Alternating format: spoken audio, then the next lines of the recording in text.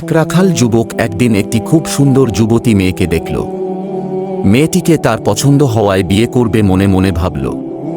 যেই ভাবনা সেই কাজ, রাখাল বিয়ের প্রস্তাব দিল মেয়েটিকে। মেয়েটি রাজি হয়ে গেল।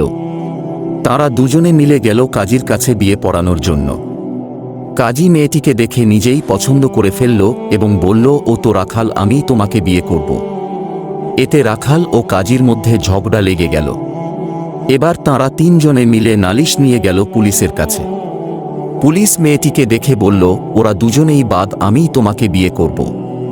এবার রাখাল, কাজী ও পুলিশ এই তিনজনের মধ্যেই গোলমাল লেগে গেল।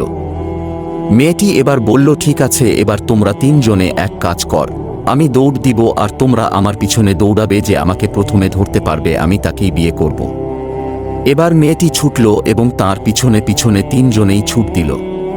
ছুটতে ছুটতে একসময় তাদের সামনে একটি গর্ত পড়ল। তারা ওই গর্তের মধ্যে পড়ে গেল। বন্ধুরা, ওই সুন্দরী যুবতী মেয়েটি হলো দুনিয়া, যার সৌন্দর্য আমরা যেই দেখি সেই মুগ্ধ হয়ে যাই, আর তার পেছনে পেছনে ছুটতে থাকি। কিন্তু ছুটতে ছুটতে এক সময় আমাদের সামনেও কবরের গর্ত এসে যায়, আর আমরা ওই গর্তে পড়ে যাই, আর দুনিয়া আমাদের হাত ছাড়াই রয়ে যায়।